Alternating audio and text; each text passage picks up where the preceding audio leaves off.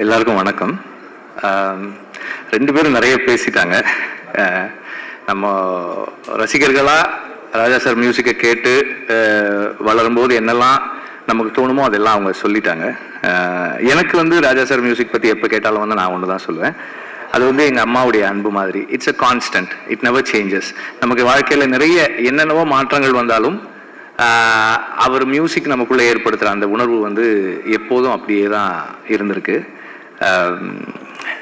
ராஜா சாரோட பழகிறதும் ஒர்க் பண்ணுறதும் வந்து இது அவர் சொன்னதுக்காக சொல்கிறேன், நான் ரங்கராஜ் சொன்னதுக்காக சொல்கிறேன். அவ்வளோ இலகுவாக, அவ்வளோ எளிமையாக, எந்த விதமான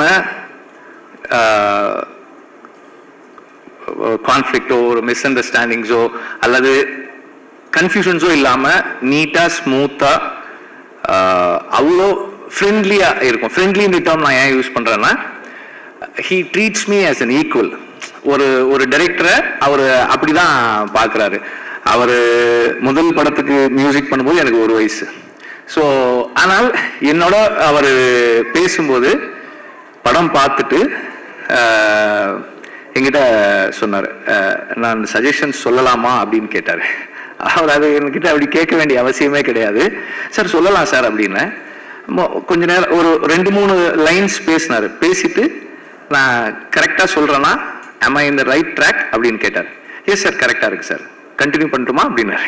எஸ் சார் அப்படின்னு அதுக்கப்புறம் தான் சொன்னார். சொல்லிட்டு ஆஸ் அ மியூசிக் டைரக்டர் இது எனக்கு தோணுது, உனக்கு என்ன ஃபீல் பண்ணுறியோ நீ அதை பண்ணு அப்படின்னு சொன்னார். ஸோ அந்த அளவுக்கு என்னை வந்து ஒரு அந்த ஸ்பேஸில் வச்சு தான் வந்து அவர் ஒர்க் பண்ணுவார். இப்போ நான் வந்து மனுஷின்னு ஒரு படம் ப்ரொடியூஸ் பண்ணுறேன், கோபி நயனாருடைய செகண்ட் ஃபிலிம். அந்த படம் வந்து ராஜா சார், கோபி ரொம்ப ஃபீல் பண்ணார். ராஜா சாரோட மியூசிக் ஒரு போஸ்டரில் அவரோட பேர் கூட என் பேரும் இருக்கிறது வந்து எனக்கு அவ்வளோ பெரிய பெருமையாக இருக்கும் அப்படின்னாரு. அதுக்கப்புறம் நான் சாரை கேட்டேன், சார் இப்படி ஒரு படம் பண்ணுறேன் சார், பண்ணுறீங்களா அப்படின்னு. பண்ணலாம், டைரக்டர் வர சொல்லுங்க எல்லாரும் வந்து அப்புறம் பேசினாங்க. அதில் 2-3 இன்ஸ்டன்சஸ் இருந்தது எனக்கு. இதை நான் சொல்றது எதுக்குன்னா, ஒரு கம்போசராக அவருடைய ஒர்க் ஒரு வேலை செய்கிறாரு, அதுக்கும் அவருடைய பர்சனல் லைக்ஸ் டிஸ்லைக்ஸ் அண்ட் ப்ரிஃபரன்சஸுக்கும் எவ்வளவு டிஸ்டன்ஸ் வச்சுக்கிறாரு அப்படின்றதுக்காக தான். அதில் அதோட எண்டில் ஒரு வசனம் வரும். எனக்கு அது சார் அந்த எண்டில் ஒன்று இருக்கு சார், நீங்கள் பாருங்க, பார்த்துட்டு சொல்லுங்கன்னு. படம் பார்த்தாரு, எதுவுமே பேசல அதை பற்றி. பிகாஸ் அவருடைய பிலீஃபுக்கு ரைட் ஆப்போசிட்டா ஒரு ஸ்டேட்மெண்ட்ல படம் முடியுது. இப்போ ராஜா சார் மியூசிக் பண்ண எனக்கு என்ன இருக்குன்னா, ஐயோ இது எப்படி சார், அப்புறம் கேட்டேன், சார் இது உங்களுக்கு இது அந்த கடைசியில் வர்றதா அப்படின்னாரு. ஆமாம் சார், அந்த அந்த அந்த ஒரு லைன் அப்படின்னா அது பண்ணிடலாம் அப்படின்னாரு.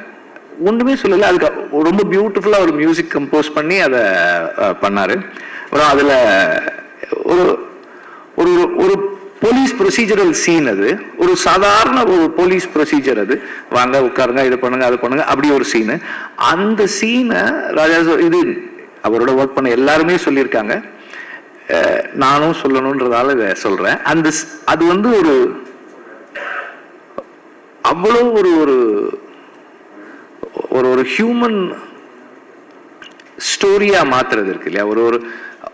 அந்த மியூசிக்கினுடைய பவர், அந்த மேஜிக். அப்புறம் ராஜா சார் பேக்ரவுண்ட் ஸ்கோர் பண்ணும்போது நம்ம போய் உட்காந்து பக்கத்தில் பார்க்குறோம். அவர் ஏதோ பண்ணிட்டே இருப்பாரு, இது இப்போ ப்ளே பண்ணி நான் ரெக்கார்ட் பண்ணிட்டே இருப்பேன். அவர் பண்றதெல்லாம் வீடியோவில் எடுத்துட்டே இருப்பேன். அவர் பண்ற ஈஸ் பார்க்கும்போது நமக்கு என்ன தோணும்னா, ரொம்ப ஈஸி போல் இருக்கே. அவர் உட்காந்து அப்படியே பண்ணுவாரு. இப்போ ப்ளே பண்ணு, அப்படி ஒரு மெஸ்மரைசிங்கா இருக்கும். ஓ இவ்வளோ ஈஸி தானே, நம்ம பண்ணக்குள்ள பண்ணிடலாம் போல் இருக்கே அப்படின்ற மாதிரி எஃபர்ட்லெஸ்ஸா ஒரு மியூசிக் கொண்டு வந்து ஒரு சாதாரண காட்சியை அப்படி மாற்றக்கூடிய ஒரு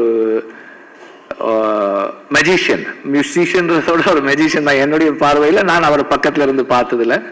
அதே மாதிரி பல பேர் சொல்லியிருக்கிற அதே விஷயம்தான். இப்போ விடுதலைக்கு வந்து ஒரு சாங் அப்படின்னு கேட்டா 2 டியூன் நல்லா இருக்கு, இன்னொன்று பண்ணலாமா, இன்னொன்று பண்ணுறாரு, அதுவும் ஒரு 5 டியூன் பண்ணிட்டார் ஒரு சாங்குக்கு. அப்போ ஒரு சாங் இருக்க வேண்டிய இடத்துல 3 சாங் ஆயிடுச்சு படத்தில். அந்த மாதிரி என்னை வந்து அவ்வளோ தனக்கு அவ்வளோ நெருக்கத்தில் அலோவ் பண்ணி he is letting me see himself. அவரோட பேசுறது, அவரோட எக்ஸ்பீரியன்ஸஸை ஷேர் பண்ணிக்கிறது, இதெல்லாம் அவ்வளவு என்ரிச்சிங்காக இருக்குது எனக்கு as a person. And as a filmmaker அவர் அந்த ஒரு ஃபில்மை அண்டர்ஸ்டாண்ட் பண்ணிக்கிறது, அப்ரோச் பண்ணுறது, and way he treats background score for a film.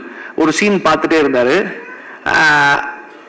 Our notes எழுத ஆரம்பிக்கும் போது சொன்னார், அந்த சீன் ரொம்ப நல்லா இருக்கு, அதனால அதை அப்படியே விட்டுருவோம், மியூசிக் வேண்டாம் அப்படின்னாரு.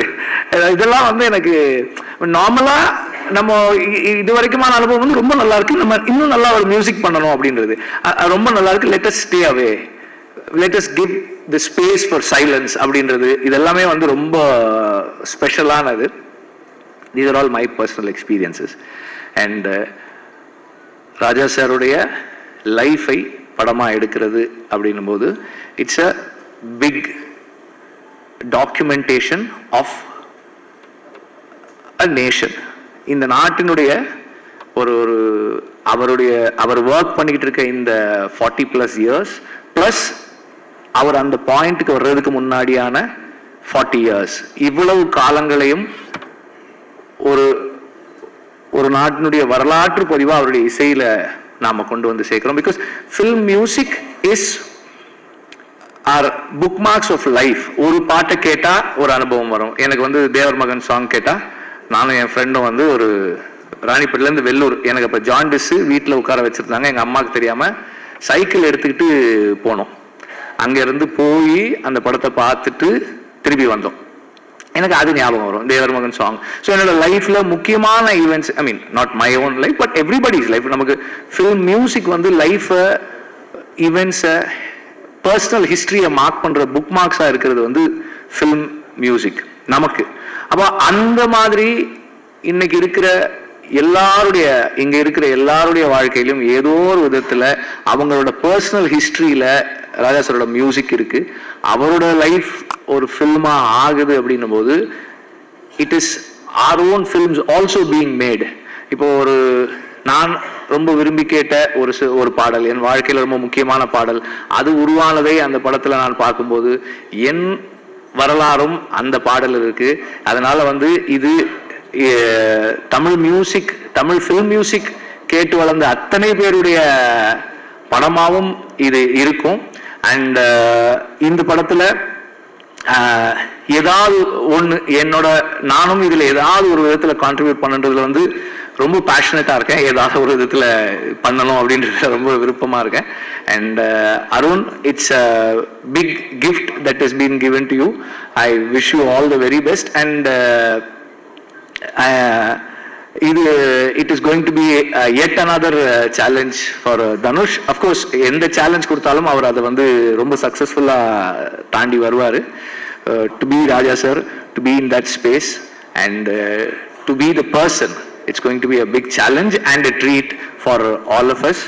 And இந்த படத்துல ராஜா சாருடைய மியூசிக்கை கேட்கறதுக்கு நான் ரொம்ப ரொம்ப ஆர்வமா இருக்கேன். Thank you very much.